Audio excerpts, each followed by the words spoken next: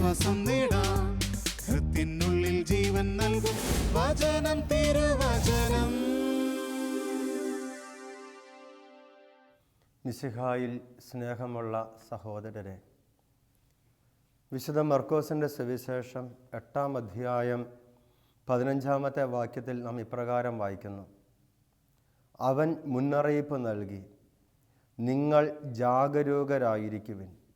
ഫരിസേയരുടെയും ഹേറോദോസിൻ്റെയും പുളിപ്പിനെക്കുറിച്ച് കരുതലോടെ ഇരിക്കുവിൻ. ഈശോ തൻ്റെ അപ്പസ്തോലന്മാർക്ക് കൃത്യമായ ഒരു മുന്നറിയിപ്പ് നൽകുകയും അവർ സദാ ജാഗരൂകരായിരിക്കണം. എന്തിനെക്കുറിച്ചാണ് ജാഗരൂകരായിരിക്കേണ്ടത്? ഫരിസേയരുടെയും ഹേറോദോസിൻ്റെയും പുളിപ്പിനെക്കുറിച്ച് കരുതലോടെ ഇരിക്കണം. ഈശോ ഈ പ്രബോധനം ശിഷ്യന്മാർക്ക് നൽകുമ്പോൾ ശിഷ്യന്മാർ ഒരു പരിധിവരെ തെറ്റിദ്ധരിക്കുകയും ഈശോ ഉദ്ദേശിച്ച അർത്ഥമല്ല അവർ മനസ്സിലാക്കിയത്. ഈശോ വാസ്തവത്തിൽ ഉദ്ദേശിച്ചത് ഫരിസേയരും ഹേറോദോസുമൊക്കെ അവരുടെ മേൽ പുലർത്തിയേക്കാവുന്ന സ്വാധീനത്തെക്കുറിച്ച്, ഫരിസേയരുടെയും ഹേറോദോസിൻ്റെയും ഒക്കെ പ്രബോധനങ്ങളും കാഴ്ചപ്പാടുകളും സ്വാധീനങ്ങളും തൻ്റെ അപ്പസ്തോലന്മാരെ, തൻ്റെ ശിഷ്യന്മാരെ സ്വാധീനിച്ചേക്കാം എന്ന ചിന്തയിലാണ് സ്നേഹമുള്ളവരെ ഈശോ ഈ നിർദ്ദേശം തൻ്റെ അപ്പസ്തോലന്മാർക്ക് നൽകുന്നത്. ഇത് എല്ലാ കാലത്തിലുമുള്ള തൻ്റെ ശിഷ്യന്മാർക്ക് ഈശോ നൽകുന്നത് ഈ പുളിപ്പിനെക്കുറിച്ചുള്ള ജാഗരൂകത. നമുക്കറിയാം, അല്പം പുളിപ്പ് പിണ്ഡം മുഴുവനെയും പുളിപ്പിക്കുന്നുവെന്ന ഈശോയുടെ പ്രബോധനം അത് ദൈവരാജ്യത്തെ സംബന്ധിക്കുന്ന പ്രബോധനമാണ്. തിരുസഭയുടെ ആരംഭദശയെ സംബന്ധിക്കുന്ന ഒരു പ്രബോധനമാണ് അത്. തിരുസഭയുടെ ആരംഭമെന്ന് പറയുന്നത് ഒരു കടുകുമണി പോലെയായിരുന്നു. ഒരു പിണ്ഡം മുഴുവനെയും പുളിപ്പിക്കുവാൻ വേണ്ടി അതിൽ ചേർക്കുന്ന പുളിപ്പ് പോലെയായിരുന്നു തിരുസഭ അതിൻ്റെ ആദിമ നൂറ്റാണ്ടുകളിലെ അവസ്ഥയെന്ന് പറയുന്നത്. കോടാനുകോടി ഈ ഭൂമിയിലെ ജനങ്ങളുടെ, ആകെ ജനങ്ങളുടെ ഒരു ചെറിയ ശതമാനം മാത്രമായിരുന്നു ഈശോയിൽ വിശ്വസിക്കുന്ന ക്രിസ്ത്യാനികൾ എന്ന് പറയുന്നത്.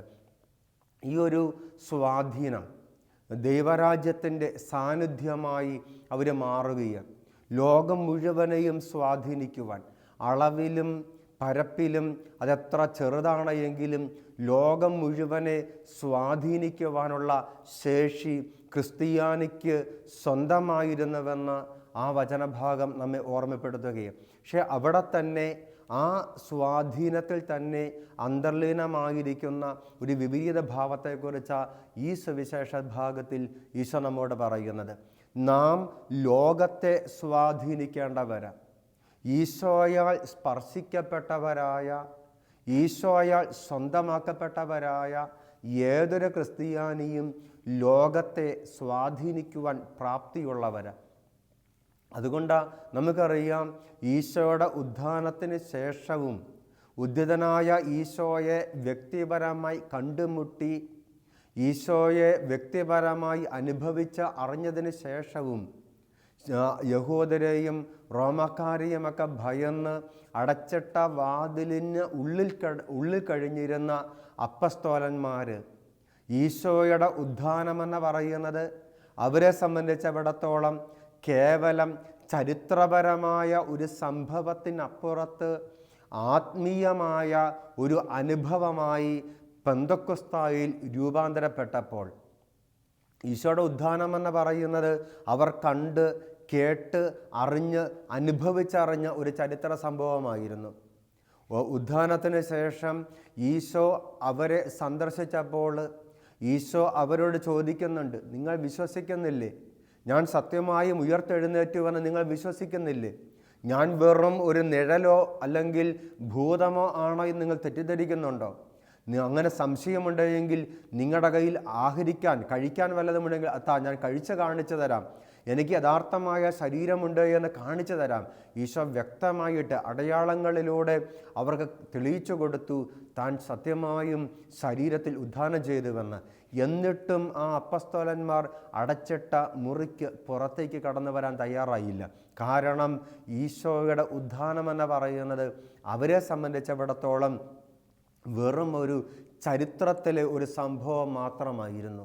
എന്നാൽ സ്നേഹമുള്ള സഹോദരരെ, ഈശോയുടെ ഉത്ഥാനത്തിൻ്റെ 50-ാം നാൾ പരിശുദ്ധാത്മാവ് പെന്തക്കോസ്ത തിരുനാളിൽ ശക്തിയായി അവരുടെ മേൽ ആവസിച്ചു കഴിഞ്ഞപ്പോൾ, ഈശോ വാഗ്ദാനം ചെയ്ത പരിശുദ്ധാത്മാവിനാൽ അവർ നിറയപ്പെട്ടപ്പോൾ, ഉന്നതത്തിനുള്ള ശക്തി അവർ ധരിച്ചു കഴിഞ്ഞപ്പോൾ, അവർ എണ്ണത്തിൽ എത്ര കുറവായിരുന്നുവെങ്കിലും കായികമായ ശേഷിയിലും മാനുഷികമായ പ്രാപ്തിയിലും എത്ര നിസ്സാരരായിരുന്നുവെങ്കിലും ലോകത്തിന് അവഗണിക്കാനാവാത്ത ഒരു ശക്തിയായി, ഒരു സ്വാധീനമായി അവർ മാറുകയും അങ്ങനെ 3000 വ്യക്തികളെ മുന്നിൽ കണ്ടുകൊണ്ട് പത്രോസ് അവരുടെ നേരെ നോക്കി പറയുകയാ, നിങ്ങൾ കുരിശിൽ തറച്ചു കൊന്നവനെ ദൈവം കർത്താവും മിശിഹായുമായി ഉയർത്തിയെന്ന്. അത്രമാത്രം സ്വാധീനശേഷിയുള്ള, അവഗണിക്കാനാവാത്ത സ്വാധീനശേഷിയുള്ള ഒരു പുളിപ്പായി, ഒരു സ്വാധീന ശക്തിയായി അപ്പസ്തോലന്മാരുടെ ആദിമസഭ മാറുകയാണ്. എന്നാൽ സഭയുടെ വളർച്ച മുന്നോട്ട് പോയപ്പോൾ എണ്ണത്തിലും സ്ഥാപനങ്ങളിലും വലിപ്പത്തിലുമൊക്കെ സഭ വളർന്നു കഴിഞ്ഞപ്പോൾ മറ്റൊരു വശം ഇവിടെ ഉണ്ടാവുകയും അതാ ഇന്ന് നാം വായിച്ച് കേൾക്കുന്നത്. ഫരിസയരുടെയും ഹെറോദോസിൻ്റെയും പുളിപ്പിനെ നിങ്ങൾ സൂക്ഷിക്കണം. നിങ്ങൾ ഒരു പുളിപ്പായി മാറി എന്ന് മാത്രമല്ല, നിങ്ങൾ ലോകത്തെ സ്വാധീനിക്കാൻ സാധ്യതയുള്ള ശേഷിയുള്ളവരായി മാറി എന്ന് മാത്രമല്ല, ഇന്ന് നിങ്ങൾ സ്വാധീനിക്കപ്പെടാനും സാധ്യതയുള്ളവരായി മാറി എന്ന് മനസ്സിലാക്കണമെന്ന് ഈശോ നമ്മെ ഓർമ്മപ്പെടുത്തുകയും. സ്നേഹമുള്ളവരെ, ഇത് ഒരു ചരിത്രപരമായ വസ്തുതയാണ്. ഇന്ന് നമ്മുടെ ജീവിതത്തിൽ നാം അനുഭവിക്കുന്ന സത്യമാണ്. ഇന്ന് നാം ഒരുപാട് നമ്മുടെ ഓരോരുത്തരുടെയും വ്യക്തിപരമായ ജീവിതം, ഇന്ന് നമ്മുടെ ക്രൈസ്തവ ജീവിതം വിവിധ രീതികളിലൂടെ ഈ ഫരിസയരാലും ഹെറോദസ് പക്ഷക്കാരാലും ഒക്കെ സ്വാധീനിക്കപ്പെടുന്നുണ്ട്. ഇന്നത്തെ ഈ ഇലക്ട്രോണിക് യുഗത്തിൽ ഏറ്റവും പ്രത്യേകമായി സ്വാധീനം, മാധ്യമ ശക്തി ലോകത്തെ ആകമാനം സ്വാധീനിക്കുന്ന ഈ കാലഘട്ടത്തിൽ നാം എന്തുമാത്രം സ്വാധീനിക്കപ്പെടുന്നുണ്ട് എന്ന് ജാഗരൂകത പുലർത്തേണ്ടത് വളരെ അത്യാവശ്യമാണ്. വിശുദ്ധ മത്തായിയുടെ സുവിശേഷം 13-ാം അധ്യായത്തിൽ മനോഹരമായ 2 ഉപമകളിലൂടെ ഈ മേഖലയെ ഈശോ നമുക്ക് വ്യക്തമാക്കി തരുന്നുണ്ട്. 2 ഉപമകൾ, ഒന്ന് വിതക്കാരൻ്റെ ഉപമയും 2 കളകളുടെ ഉപമയുമാണ്.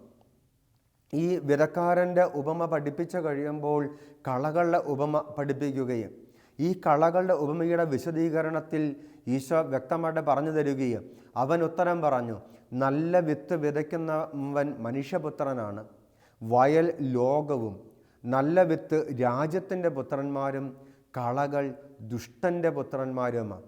അവ വിതച്ച ശത്രു പിശാച, കൊയ്ത്ത് യുഗാന്ത്യമാണ്. കൊയ്ത്തുകാർ ദൈവദൂതന്മാരും കളകൾ ശേഖരിച്ച് അഗ്നിക്കിരയാക്കുന്നത് എങ്ങനെയോ അങ്ങനെ തന്നെ യുഗാന്ത്യത്തിലും സംഭവിക്കും.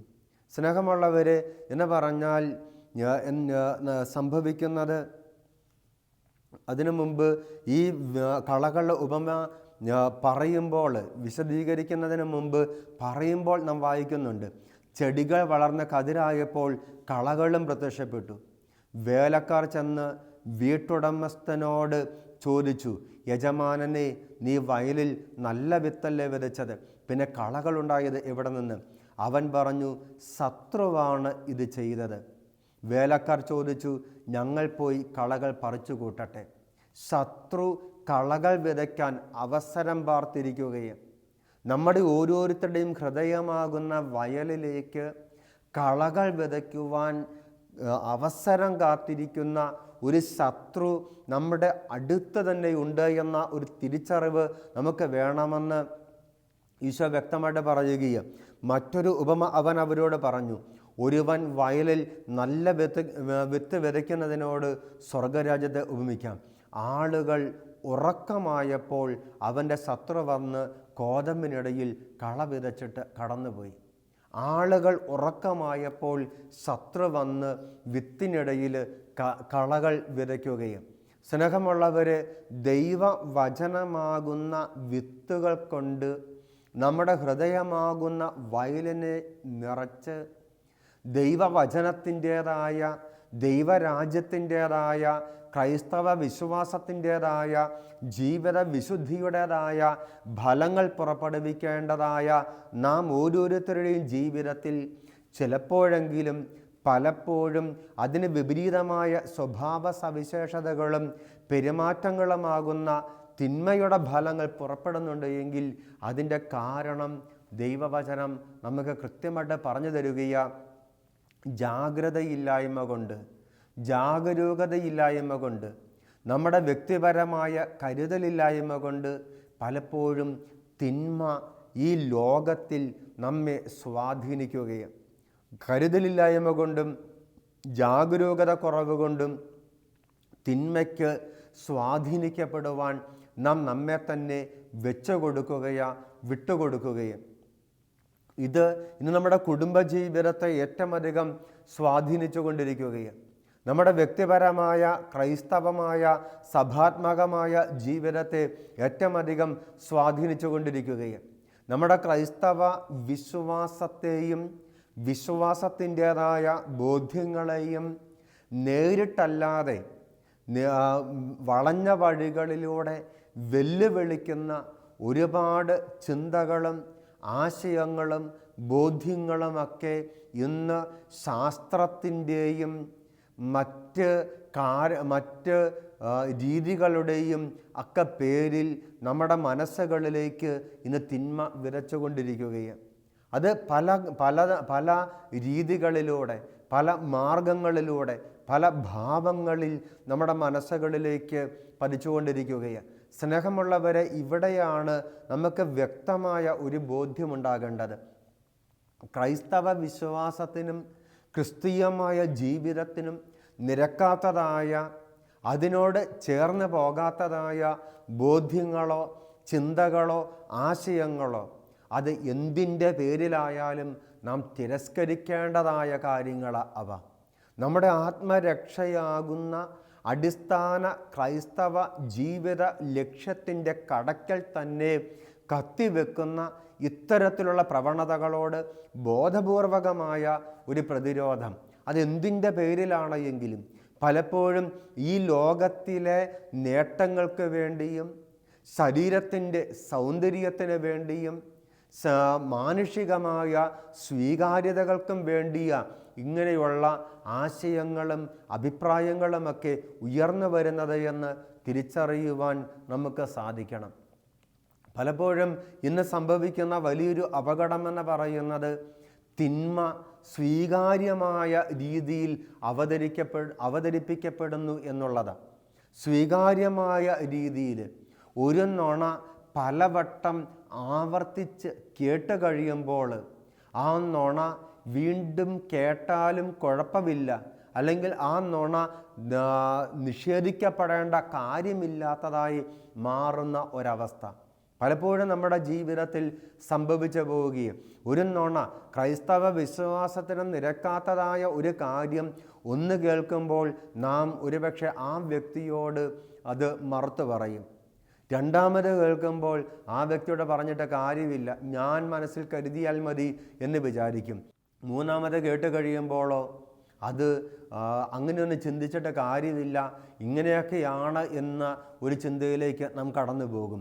വീണ്ടും നാം കേൾക്കുമ്പോഴോ അത് ഒരു പരിധിവരെ നമുക്ക് സ്വീകാര്യമായി, അങ്ങനെയും ചിന്തിക്കുന്നത് കുഴപ്പമില്ല എന്ന് പറയാവുന്ന ഒരവസ്ഥ. സ്നേഹമുള്ളവരെ, ഇവിടെയാണ് നാം കരുതിയിരിക്കേണ്ടത്. തിന്മ ചെയ്യുന്നവർ മുഴു മനസ്സോടും മുഴു ആത്മാവോടും മുഴു ഹൃദയത്തോടും കൂടിയ തിന്മ ചെയ്യുന്നത്. പാപത്തിൻ്റെ പക്ഷം പിടിക്കുന്നവർ പാതി മനസ്സോടെയല്ല അത് ചെയ്യുന്നത്. പിന്നെയോ പാപത്തിൻ്റെ തിന്മയുടെ പക്ഷം പിടിക്കുന്നവർ അത് മുഴു മനസ്സോടും മുഴു ഹൃദയത്തോടും മുഴുവൻ ശക്തിയോടും കൂടിയ അത് ചെയ്യുന്നത്. അവിടെ ഇത്തരത്തിലുള്ള ഒരു ലോകത്തിൽ തിന്മ ചെയ്യുന്നവർ എല്ലാ സന്നാഹങ്ങളോടും കൂടി എല്ലാ മാർഗങ്ങളും ഉപയോഗിച്ച് മുഴുവൻ ശക്തിയും ആർജിച്ച് അത് ചെയ്യുമ്പോൾ ദൈവരാജ്യത്തിൻ്റെ പക്ഷം പിടിക്കുന്നവർ, ദൈവത്തോട് ചേർന്ന് നിൽക്കുവാൻ ആഗ്രഹിക്കുന്നവർ എത്രയധികമായി അത് ചെയ്യേണ്ടതാണ്. ആ ഒരു പരിശ്രമത്തിൻ്റെ സമർപ്പണം നമ്മുടെ ജീവിതത്തിൽ നിന്ന് ഉണ്ടാകുന്നുണ്ടോ എന്ന് പരിശോധിക്കുന്നത് നല്ലതാണ്. സ്നേഹമുള്ള സഹോദരരെ, ഇവിടെ നമ്മുടെ സമൂഹത്തിൽ, പ്രത്യേകിച്ച് നമ്മുടെ ക്രൈസ്തവ കുടുംബങ്ങളിലെ മാതാപിതാക്കൾ അവരുടെ മക്കളെക്കുറിച്ചുള്ള അവരുടെ സ്വപ്നങ്ങളെയൊന്ന് ആത്മശോധനയ്ക്ക് വിധേയമാക്കുന്നത് നല്ലതാണ്. ഈ മക്കൾ എന്തിൻ്റെ പേരിലുമായിക്കൊള്ളട്ടെ, അവർ ആസ്വദിക്കുന്ന കാര്യങ്ങൾ എന്തെല്ലാമാണ് എന്ന്, അത് അവരുടെ ആത്മരക്ഷയ്ക്ക് ഉപകരിക്കുന്നതാണോ അതോ അവരുടെ ആത്മരക്ഷയെ നശിപ്പിച്ച് കളയുന്ന കാര്യങ്ങളാണോ എന്ന് ബോധപൂർവകമായ ഒരു അന്വേഷണം മാതാപിതാക്കളുടെ ഭാഗത്തു നിന്ന് ഉണ്ടാവേണ്ടതായിട്ടുണ്ട്. അവരാസ്വദിക്കുന്ന ഏറ്റവും കൊച്ചു കുട്ടിക്ക് പോലും ഇന്ന് കയ്യിൽ ഒരു മൊബൈൽ ലഭിച്ചു കഴിഞ്ഞാൽ, അല്ലെങ്കിൽ ഒരു ലാപ്ടോപ്പോ ടാബ്ലറ്റോ ഒക്കെ ലഭിച്ചു കഴിഞ്ഞാൽ, ഇലക്ട്രോണിക് ഗാഡ്ജറ്റ്സ് ലഭിച്ചു കഴിഞ്ഞാൽ, ഇന്ന് മാതാപിതാക്കൾക്ക് അറിയാവുന്നതിലും നന്നായിട്ട് അതെല്ലാം ഉപയോഗിക്കുവാൻ ഈ മക്കൾക്ക് അറിയാം. മാത്രമല്ല, മാതാപിതാക്കൾ അത് മനസ്സിലാക്കാതിരിക്കുവാൻ എത്ര ടെക്നോളജിയിൽ എത്ര അറിവുള്ള മാതാപിതാക്കളാണെങ്കിൽ പോലും അവർ പരിശോധിച്ചാൽ പോലും മനസ്സിലാക്കാൻ സാധിക്കാത്ത വിധം ഡിലീറ്റ് ചെയ്യാനും ഹൈഡ് ചെയ്യാനുമൊക്കെ അറിയാവുന്ന മക്കളുടെ കൈകളിലേക്ക് നാം നമ്മുടെ ഉപകരണങ്ങൾ നൽകുന്നത് എന്ന് പ്രിയപ്പെട്ട മാതാപിതാക്കൾ മറന്നു പോകരുത്. ഇവിടെ മാതാപിതാക്കൾക്ക് മക്കളെക്കുറിച്ചുണ്ടായിരിക്കേണ്ട ഒരു ചിന്തയാണ് ഇവിടെ പരാമർശിക്കുവാൻ ഈ ഉള്ളവൻ ആഗ്രഹിക്കുന്നത്. എൻ്റെ കുഞ്ഞുങ്ങൾ എന്തെല്ലാം നഷ്ടമായാലും, എന്തൊക്കെ നേടിയില്ലെങ്കിലും അവർ ആത്മരക്ഷ നഷ്ടപ്പെടുത്തരുത്, നിത്യജീവൻ നഷ്ടപ്പെടുത്തരുത്. എൻ്റെ മക്കൾ എന്നും ഈശോയുടേതായിരിക്കണം, നന്മയുടെ വഴിയിൽ ചരിക്കുന്നവരായിരിക്കണം, ദൈവരാജ്യത്തിൻ്റെ വഴിയിൽ ചരിക്കുന്നവരായിരിക്കണം എന്ന ഒരു നിർബന്ധ ബുദ്ധി ഇന്ന് മാതാപിതാക്കൾക്കുണ്ടോ എന്ന് ആത്മശോധന ചെയ്യുന്നത് നല്ലതാണ്. ഭൗതികമായ നേട്ടങ്ങൾക്ക് വേണ്ടി, അല്ലെങ്കിൽ എല്ലാ വിഷയത്തിനും A+ കിട്ടുവാൻ വേണ്ടി, അല്ലെങ്കിൽ വലിയ വലിയ വിദ്യാഭ്യാസ യോഗ്യതകളും ജോലിയും വരുമാന മാർഗങ്ങളും സ്വന്തമാക്കുവാൻ വേണ്ടി കയറഴിച്ച് കാട് കയറുവാൻ മക്കളെ അനുവദിക്കുന്ന മാതാപിതാക്കൾ ഓർക്കണം, ഇങ്ങനെ കയറഴിച്ച് കാട് കയറുവാൻ മക്കളെ വിട്ടുകൊടുക്കുമ്പോൾ വളരെ ദയനീയമായ വികലമായ രീതിയിലായിരിക്കും ഈ മക്കളെ മാതാപിതാക്കൾക്ക് തിരിച്ചു കിട്ടുവാൻ പോകുന്നത്. കാരണം കെണിയൊരുക്കി കാത്തിരിക്കുന്ന കാവാലികരുള്ള കാടുകളിലേക്ക് ഞങ്ങളുടെ മക്കളെ പറഞ്ഞു വിടുന്നത്. മാധ്യമങ്ങളിലൂടെയും മറ്റ് നിരവധിയായ രീതികളിലൂടെയും നമ്മുടെ മക്കളെ കൊന്ന് തിന്ന് ചോര ഊറ്റിക്കുടിക്കുവാൻ കൊതിക്കുന്ന പലതരത്തിലുള്ള ശക്തികൾ, പലതരത്തിലുള്ള മാർഗങ്ങളുമായി, അതും പലപ്പോഴും നന്മയുടെ കപടവേഷം ധരിച്ച് ആട്ടിൻ തോലണിഞ്ഞ ചെന്നായ്ക്കളായി കാത്തിരിക്കുന്ന ഒരു ലോകത്തിലേക്കാണ് നമ്മുടെ മക്കളെ വിട്ടുകൊടുക്കുന്നത് എന്ന് മാതാപിതാക്കൾ മറന്നു പോകരുത്. ഇവിടെ മാനുഷികമായ ഒരു ജാഗരൂകതയും ആത്മീയമായ ഒരു ജാഗരൂകതയും മാതാപിതാക്കളുടെ ഭാഗത്ത് നിന്ന് ഉണ്ടാകണം. സ്നേഹമുള്ള മാതാപിതാക്കളെ, കുഞ്ഞുമക്കൾ ഇളം പ്രായം മുതൽ തന്നെ, ഏറ്റവും ചെറിയ പ്രായത്തിൽ തന്നെ അവർ കൗതാശികമായ കൃപയുടെ നിറവിൽ വളരുവാൻ മാതാപിതാക്കൾ പരിശ്രമിക്കണം. കൗതാശികമായ നിറവിൽ കുടുംബ പ്രാർത്ഥന അത് തീർച്ചയായും അനുഗ്രഹസംദായകമായ ഒരു സംഗതിയും. കുടുംബ പ്രാർത്ഥനയിലൂടെ, സഭയുടെ പരമ്പരാഗതമായ പ്രാർത്ഥനകളിലൂടെ കുടുംബങ്ങൾ വിശുദ്ധിയിൽ വളരുമ്പോൾ അത് കൗതാശികമായ കൃപയിലുള്ള വളർച്ചയാണ് എന്ന് മനസ്സിലാക്കുവാൻ നമുക്ക് സാധിക്കണം.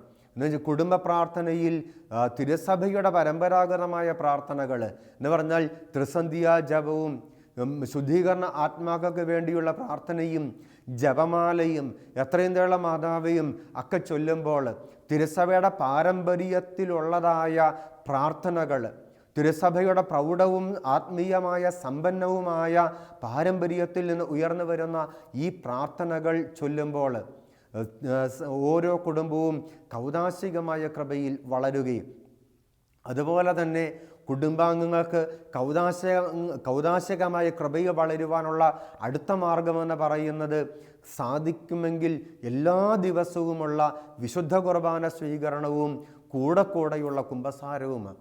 ഇത് മാതാപിതാക്കളുടെ കടമയാണ്. മാതാപിതാക്കൾ വേണം മക്കളെ ദിവസവും രാവിലെ എഴുന്നേൽപ്പിച്ച് കുർബാനയ്ക്ക് പറഞ്ഞു വിടുവാൻ. ദിവസവും രാവിലെ എഴുന്നേറ്റ് കട്ടിലിൽ തന്നെ ഇരുന്ന് സഭയുടെ പരമ്പരാഗതമായ കുരിശുവര പ്രാർത്ഥന നടത്തി, അതും നന്നായിട്ട് ധ്യാനാത്മകമായി കുരിശുവര പ്രാർത്ഥന നടത്തി സ്വയം ശരീരത്തിലും മനസ്സിലും ആത്മാവിലും വിചാരങ്ങളും വാക്കുകളും ഹൃദയവുമൊക്കെ വിശുദ്ധ കുരിശനാൽ മുദ്ര ചെയ്ത് സംരക്ഷിക്കപ്പെട്ടവരായി ദേവാലയത്തിലേക്ക് കടന്നു ചെല്ലുകയും അവിടെ വിശുദ്ധ കുർബാനയിൽ പങ്കെടുക്കുകയും അങ്ങനെ വിശുദ്ധ കുർബാനയിൽ പങ്കെടുത്ത് കൗദാശികമായ ജീവിതത്തിൻ്റെ നിറവിൽ ദിവസത്തിൻ്റെ മറ്റ് ഉത്തരവാദിത്തങ്ങളിലേക്ക് കടന്നു പോകുവാൻ മക്കളെ പ്രേരിപ്പിക്കേണ്ടത് മാതാപിതാക്കളാണ്. സ്നേഹമുള്ള സഹോദരരെ, ഒരു വിശുദ്ധ കുർബാനയോടെ ആരംഭിക്കുന്ന ദിവസത്തോളം അനുഗ്രഹദായകമായ ഫലദായകമായ മറ്റൊരു ദിവസം നിൻ്റെ ജീവിതത്തിൽ ഉണ്ടാകാൻ പോകുന്നില്ല. മാത്രമല്ല, ഒരു ദിവസം നിനക്ക് ചെയ്യാൻ സാധിക്കുന്ന ഈ താരതമ്യങ്ങളില്ലാത്ത നന്മയാ ഒരു വിശുദ്ധ കുർബാന എന്ന് പറയുന്നത്. ബാക്കി 23 മണിക്കൂറുകൾ കൊണ്ട് നിനക്ക് ചെയ്യാൻ സാധിച്ചേക്കാവുന്ന എല്ലാ നന്മകളുടെയും ആകത്തുക ഈ വിശുദ്ധ കുർബാനയോളം വരികയില്ല. അതേത് വലിയ നന്മയായിക്കൊള്ളട്ടെ, ദിവ്യകാരുണ്യത്തിൻ്റെ മുമ്പിൽ നടത്തുന്ന ആരാധനയായിക്കൊള്ളട്ടെ, നീ ചൊല്ലുന്ന ജപമാലകളായിക്കൊള്ളട്ടെ, നീ നടത്തുന്ന പരോപകാര പ്രവർത്തികളായിക്കൊള്ളട്ടെ, നീ നടത്തുന്ന ഏത് ജോലിയേക്കാളും ഏത് പ്രയത്നത്തെക്കാളും ശ്രേഷ്ഠതയുള്ളതാ നീ പ്രഭാതത്തിൽ അല്ലെങ്കിൽ ദിവസത്തിൽ അർപ്പിക്കുന്ന വിശുദ്ധ കുർബാന എന്ന തിരിച്ചറിവുണ്ടാകണം. അങ്ങനെ ദിവസവും രാവിലെ എഴുന്നേറ്റ് ദേവാലയത്തിൽ പോയി വിശുദ്ധ കുർബാനയെ പങ്കെടുത്ത് കുർബാന സ്വീകരിച്ച് ഈ ഒരു പ്രസാദപര അവസ്ഥയിൽ മറ്റ് ശുശ്രൂഷകളിലേക്ക് മറ്റു ഉത്തരവാദിത്തങ്ങളിലേക്ക് പോകുവാൻ മക്കൾക്ക് സാധിക്കുന്നുവെന്ന് ഉറപ്പുവരുത്തേണ്ടത് മാതാപിതാക്കളാണ്. മക്കളുടെ ബാല്യത്തിൻ്റെയും കൗമാരത്തിൻ്റെതുമായ ആലസ്യത്തിൽ താമസിച്ചെഴുന്നേൽക്കുവാനും ഒക്കെ മനസ്സ് കാണിക്കുമ്പോൾ നല്ല ഉപദേശങ്ങളും കർശനമായ നിർദ്ദേശങ്ങളും നൽകി ഇളം പ്രായത്തിൽ തന്നെ ഈ കൗദാശിക കൃപയിൽ ഈ മക്കൾ വളരുന്നുവെന്ന് ഉറപ്പ് വരുത്തേണ്ടത് മാതാപിതാക്കളാണ്. അതുപോലെ തന്നെ ഓരോ വ്യക്തിക്കും കൗദാശിക കൃപയെ വളരുവാനുള്ള അടുത്ത മാർഗമെന്ന് പറയുന്നത് അടിക്കടിയുള്ള കുമ്പസാരമാണ്, കൂടെയുള്ള കുമ്പസാരമാണ്. മക്കൾ 2 ആഴ്ച കൂടുമ്പോൾ അല്ലെങ്കിൽ പരമാവധി 1 മാസത്തിൽ ഒന്നെങ്കിലും വെച്ച് കുമ്പസാരിക്കുന്നവെന്ന്, കുമ്പസാരത്തിന് ദൈർഘ്യം നീണ്ടുപോകുന്നില്ല എന്ന് മാതാപിതാക്കൾ ഉറപ്പ് വരുത്തണം. മാത്രമല്ല, കൊച്ചുകുട്ടികൾ കുമ്പസാരിക്കാൻ പോകുന്നതിന് മുമ്പ് മാതാപിതാക്കൾ അവരെ അടുത്ത് വിളിച്ചിരുത്തി നല്ല ഒരു കുമ്പസാരത്തിൻ്റെ രീതികളും മാതൃകകളും പറഞ്ഞുകൊടുത്ത് ഓർമ്മപ്പെടുത്തി പഠിപ്പിക്കേണ്ട ഉത്തരവാദിത്വവും മാതാപിതാക്കൾക്കുണ്ട്. അങ്ങനെ ഇളം പ്രായത്തിൽ തന്നെ കൗദാശികമായ കൃപയിൽ വളർന്ന് ജീവിതത്തിൻ്റെ വിശുദ്ധി പ്രാപിക്കുവാൻ മക്കളെ ഒരുക്കേണ്ടത് മാതാപിതാക്കളാണ്. ഈ കൗദാശിക കൃപയുടെ ഒരു കവചമുണ്ടെങ്കിൽ മാത്രമേ ഈ ലോകത്തിൻ്റെ മാലിന്യങ്ങളിൽ നിന്ന് മാറി നിൽക്കുവാൻ, മോചനം പ്രാപിക്കുവാൻ, രക്ഷ പ്രാപിക്കുവാൻ നമ്മുടെ മക്കൾക്കും നമ്മുടെ കുടുംബങ്ങൾക്ക് സാധിക്കുകയുള്ളൂ. അതുകൊണ്ട് സ്നേഹമുള്ള സഹോദരങ്ങളെ, ഈ കാലഘട്ടത്തിൻ്റെ സ്വാധീനങ്ങളിൽ നിന്ന് സ്വാതന്ത്ര്യം പ്രാപിച്ച് ഒരു ദൈവപൈതലിൻ്റെ ദൈവമക്കളുടെ ജീവൻ നയിക്കാനുള്ള കൃപ, കൗദാശികമായ കൃപകളിലൂടെ ദൈവം നമുക്ക് നൽകട്ടെ. അതിനുവേണ്ട അനുഗ്രഹത്തിനായി പ്രാർത്ഥിക്കാം. ആമേൻ.